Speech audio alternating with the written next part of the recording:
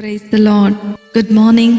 ప్రభువైన యేసుక్రీస్తు వారి నామమున మీ అందరికీ కూడా ఉదయకాల శుభములను తెలియచేస్తున్నాను. అందరూ బాగున్నారా? దేవుని కృప మీ మీద నిలిచి ఉండును గాక. నా ప్రియమైన దేవుని బిడ్డలారా, యేసుతో అనుదిన ఆత్మీయ ప్రయాణం నాతో పాటు కొనసాగిస్తున్నటువంటి నా ఆత్మీయమైన సహోదరులందరికీ కూడా ప్రభు పేరట శుభములను తెలియచేస్తూ ఉన్నాను. ఈ ఉదయకాల సమయము దేవుని మాటలో మనలను ఆదరిస్తుండగా దేవుని స్తోత్రాలు చెల్లిద్దాం, దేవుణ్ణి స్తుతిద్దాం. హల్లెలూయా. నేటి దిన వాక్యము 146వ దావీదు కీర్తన 7వ చరణము. బాధపరచబడు వారికి ఆయన న్యాయము తీర్చును, ఆకలిగొనిన వారికి ఆయన న్యాయము తీర్చును. హల్లెలూయా. నా ప్రియమైనటువంటి దేవుని బిడ్డలారా, ఈ ఉదయకాల సమయంలో న్యాయము తీర్చేటువంటి న్యాయాధిపతి మన మధ్యలో ఉన్నారని సంగతిని మనకు జ్ఞాపకం చేస్తూ ఉన్నారు. ఈ లోకంలో అనేక సందర్భాలలో న్యాయము జరగకోకుండా అన్యాయాన్ని మనం ఎదుర్కొంటూ ఉంటాం. పనిచేసేటువంటి ప్రదేశంలోనో లేకపోతే మనం ఉంటున్నటువంటి ప్రాంతంలోనో మనము నివసిస్తున్నటువంటి సమాజంలో ఎన్నో రకములైనటువంటి ఒత్తిళ్ళు మానవులమైన మనం ఎదుర్కొంటూనే ఉంటాం. అయ్యో, నా జీవితంలో అన్యాయం జరిగిపోయింది, నాకు న్యాయం చేసేవారు లేరా అని కన్నీరు కార్చినటువంటి సందర్భాలు ప్రతి ఒక్క విశ్వాస జీవితంలో ఉంటూనే ఉంటాయి.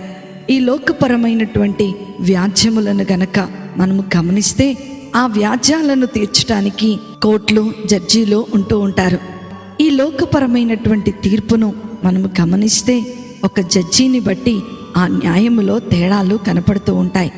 ఈ లోకములో మనుషులు ఏర్పరచుకున్నటువంటి చట్టము మనుషులను ఎప్పుడు కూడా సంతృప్తి పరచలేవు.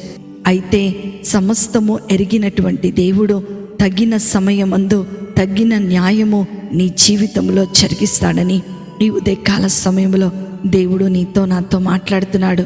అన్యాయమునకు గురైన వారి పక్షముగా వ్యాజ్యమాడటానికి, వారి పక్షముగా నిలబడి యుద్ధము చేయటానికి సర్వశక్తిమంతుడైనటువంటి దేవుడు మన పక్షాన ఉన్నాడన్న సంగతిని మనము ఈ ఉదయకాల సమయంలో జ్ఞాపకము చేసుకుందాం. దేవుని మీద ఆధారపడినప్పుడు మాత్రమే దేవుడు మనకు న్యాయము జరిగేలా చేస్తాడని ఈ ఉదయకాల సమయంలో ఈ వాగ్దానమును బట్టి దేవుడు మనతో మాట్లాడుతూ ఉన్నాడు.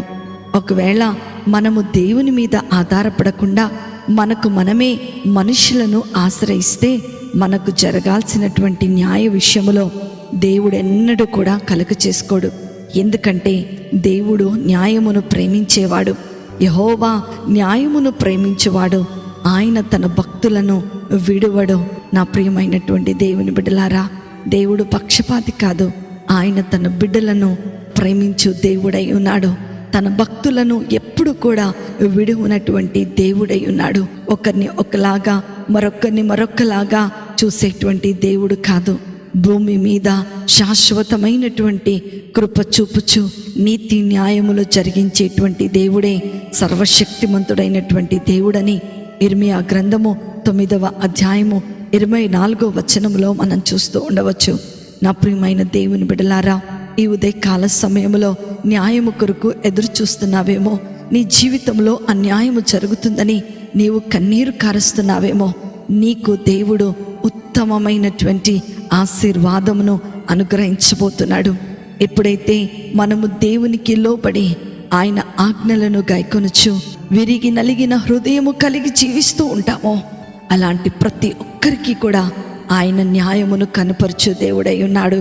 ఒకవేళ నీవు అన్యాయమునకు గురై నిస్సహాయ స్థితిలో ఉన్నట్లయితే తక్షణమే దేవుని దగ్గర మోకరించు, వేడుకో. ఆయన నీ పక్షముగా న్యాయము తీర్చబోతున్నాడు. అందుకనే కీర్తనకారుడు 135వ దావీదు కీర్తన 14వ చరణంలో మనం చూస్తే, యెహోవా తన ప్రజలకు న్యాయము తీర్చును. హల్లెలూయా. మనకు దేవుడుగా మనకు న్యాయము తీర్చేటువంటి న్యాయాధిపతి అయినటువంటి దేవుణ్ణి మనము కలిగి ఉన్నందుకే దేవుణ్ణి స్తుతిద్దాం, దేవుణ్ణి కనపరుద్దాం. ఈ ఉదయమునే నీ కొరకు న్యాయము చేయటానికి, నీ పక్షాన నిలబడి యుద్ధము చేయటానికి, నిన్ను ఆశీర్వదించడానికి ఆయన సిద్ధముగా ఉన్నాడు. కనుకనే నా ప్రియమైన దేవుని బిడ్డ, మనుషులను ఆశ్రయించకుండా కేవలము దేవునిని మాత్రమే ఆశ్రయిద్దాం. గొప్ప దీవెనలు పొందుకుందాం. అట్టి కృపాధన్యత, ఆశీర్వాదము వాక్యం వింటున్న దేవుని పిల్లలైన మీ అందరికీ కూడా అనుగ్రహించబడును గాక. ఆమేన్. ప్రార్థన చేసుకుందామా? మమ్మలను మిక్కిలిగా ప్రేమించిన మా ప్రియ పరలోకపు తండ్రి, మీ ఉన్నతమైన ఘనమైన నామమును బట్టి మీకు వందనాలు. ఈ లోకములో మేము జీవించినంత కాలము ధైర్యముగా నీ యందలి భయభక్తులతో నీతిగా జీవించినట్లు మాకు కృపను అనుగ్రహించండి. ఈ విన్న వాక్యము ద్వారా మా అందరికీ కూడా గొప్ప ధైర్యమును, శక్తిని, ఆశీర్వాదమును మీరు అనుగ్రహించమని నజరేయుడైన యేసుక్రీస్తును శక్తి కలిగిన నామములో అతి వినయముతో అడిగి వేడుకొనుచున్నాను తండ్రి. ఆమేన్, ఆమేన్, ఆమేన్. ప్రభు మిమ్ములను మీ కుటుంబాలను దీవించునుగాక. ప్రేమతో మీ సహోదరి శిల్పా జోసఫ్.